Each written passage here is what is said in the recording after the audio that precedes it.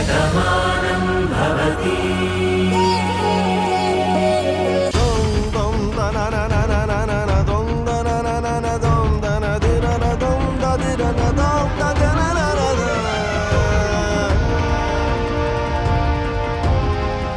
ఎక్కడున్నావు భాను? ఎలా ఉన్నావు? నీ ఆచూకీ ఎలా తెలుసుకోవాలి? నువ్వు దూరం అయి రోజులు గడుస్తోంది, కానీ నాకు యుగాలు గడుస్తున్నట్టుగా ఉంది. ప్రతి నిమిషం ఒక యుగంలా ఉంది. మళ్ళీ నువ్వు నా కంటికి ఎప్పుడు కనిపిస్తావో అని కన్నీళ్లతో ఈ కళ్ళు ఎదురు చూస్తున్నాయి. నా భాను నా దగ్గరికి ఎప్పుడు వస్తుందా అని ఆందోళనతో నా మనసు నిన్నే తలుచుకుంటుంది. ఏమైపోయావు భాను? ఎవరికీ తెలియకుండా ఎక్కడికి వెళ్ళిపోయావు? ఇప్పుడు అసలు ఎలాంటి పరిస్థితిలో ఉన్నావు భాను?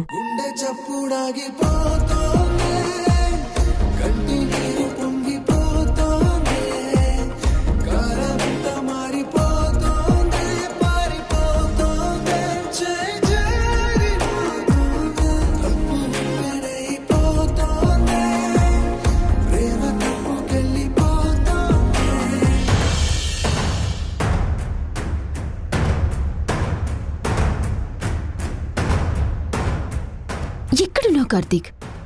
కనీసం బయటికి వెళ్ళేటప్పుడు నాకు చెప్పి వెళ్ళాలని తెలీదా? నేను కూడా వచ్చేదాన్ని కదా. ఒంటరిగా వెళ్ళావు.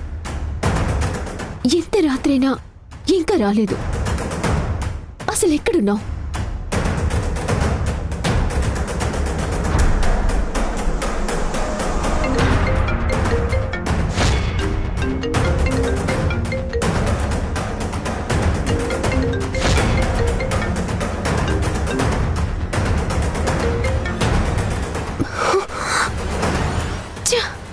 ఏంటి కార్తీక్ ఇది? కనీసం నా ఫోన్ కూడా లిఫ్ట్ చేయడం లేదు. నువ్వు ఇలా చేస్తే నేను ఎంత టెన్షన్ పడతానో నీకు తెలీదా? ప్లీజ్ కార్తీక్, ఫోన్ లిఫ్ట్ చేయి. అమ్మగారు, కాఫీ.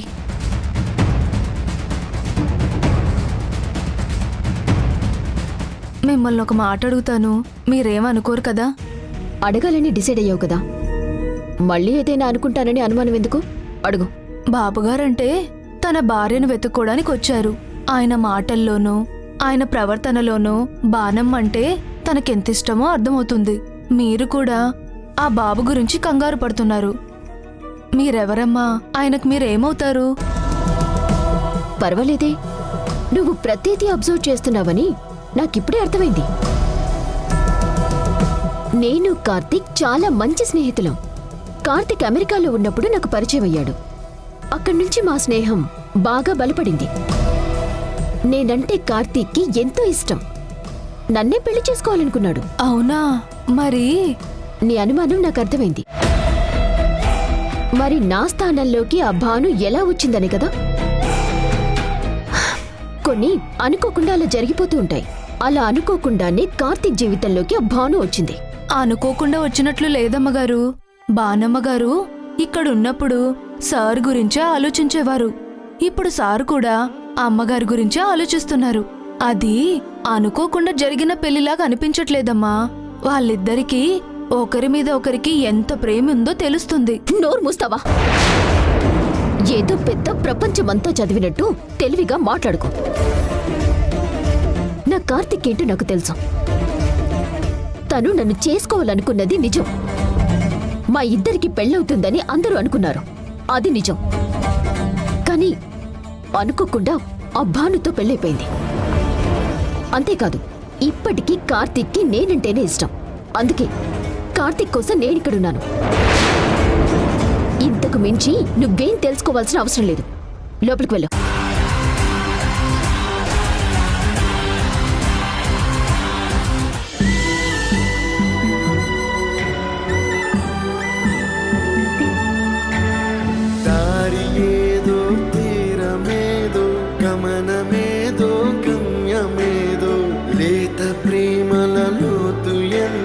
లేని కన్నుతో చూడరా, చీకటేదో వెలుతురేదో, మంచు ఏదో మంట ఏదో. ఈశ్వరా పరమేశ్వరా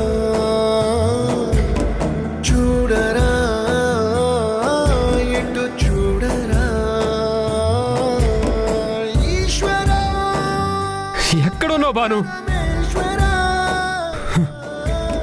నువ్వు లేకుండా నేను బ్రతకలేను. నీ మాట వినకుండా నేను ఒక్క క్షణం కూడా ఉండలేను. నువ్వు నాకు తోడు లేకపోతే అసలు నేనే లేను. బాను, బాను, బాను, బాను.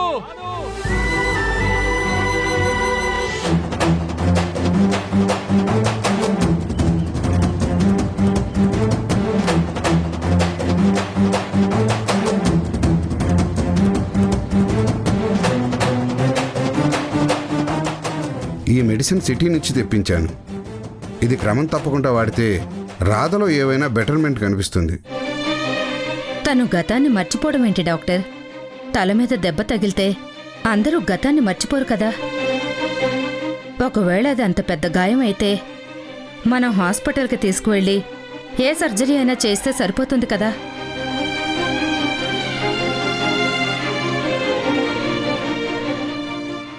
కానీ తనిలా ఎన్నాళ్ళుంటుంది? మెడిసిన్స్తో ఎప్పటికి క్లియర్ అవుతుంది? మీ అనుమానం నిజమేనమ్మా. కానీ తలకి దెబ్బ తగ్గడం వల్లే తన గతం మర్చిపోయిందని ఇప్పుడే చెప్పలేకపోతున్నాను. ఎందుకంటే తను 6 నెలలుగా ఎక్కడుందో తెలియదని మీరే చెప్పారు. ఈ 6 నెలల్లో ఏం జరిగిందో తెలియదు, తను ఎలాంటి పరిస్థితుల్లో ఉందో తెలియదు. అప్పుడే గతాన్ని మర్చిపోయిందా లేక ఇప్పుడు అలా జరిగిందా అన్నది రిపోర్ట్స్లోనే తెలుస్తుంది. ఇలాంటి ట్రీట్మెంట్ విషయంలో చాలా కేర్ఫుల్గా ఉండాలి. ఏ చిన్న పొరపాటు జరిగినా పరిస్థితి మరోలా ఉంటుంది. మేము అర్థం చేసుకుంటాం డాక్టర్. కానీ రాధ చాలా తెలివైన అమ్మాయి. అలాంటి అమ్మాయి విషయంలో ఇలా జరగడం చాలా బాధగా ఉంది. గతంలో తనకిలా జరుగుతుందని మేమెవరం అనుకోవడం లేదు.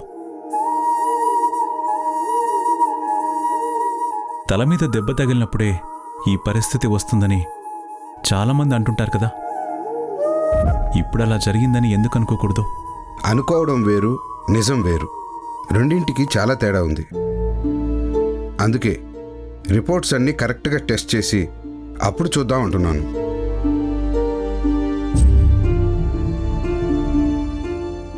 ఇప్పుడు తనని ఎంత జాగ్రత్తగా చూసుకోవాలనేది, ఇలాంటి సిచ్యువేషన్లో తను ఎవరో తనే తెలుసుకోవడానికి తను చాలా ఆందోళన పడుతుంది. ఆ ఆందోళనలో తను మరింత ఇబ్బంది పడుతుంది తప్ప ప్రయోజనం కనిపించదు. అందుకే తనని చాలా ప్రశాంతంగా ఉంచాలి. తనున్న వాతావరణం అంతా ప్లెజెంట్గా ఉంది అనుకున్నప్పుడు తన మనసు కుదుట పడుతుంది. అప్పుడు మనకు బెటర్ రిజల్ట్స్ కనిపిస్తుంది.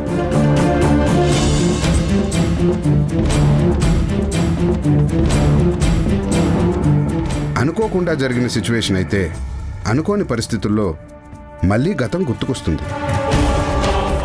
అది ఈ టైంలోనే గుర్తొస్తుందని ఎవ్వరూ చెప్పలేరు. వెయిట్ చేయడం తప్ప ఎవరం ఏమీ చేయలేం. మీరు ఒకే విషయాన్ని పదే పదే చెప్తున్నాను అనుకోకపోతే నాదొక సలహా డాక్టర్. సర్జరీ ట్రై చేస్తే తల మీదే దెబ్బ తగిలింది కాబట్టి సర్జరీ ద్వారా రికవర్ అవ్వచ్చు కదా. అలా ఎందుకు ఆలోచించకూడదు? బ్రెయిన్ ఎంత సున్నితమైందో మీకు తెలుసు కదా.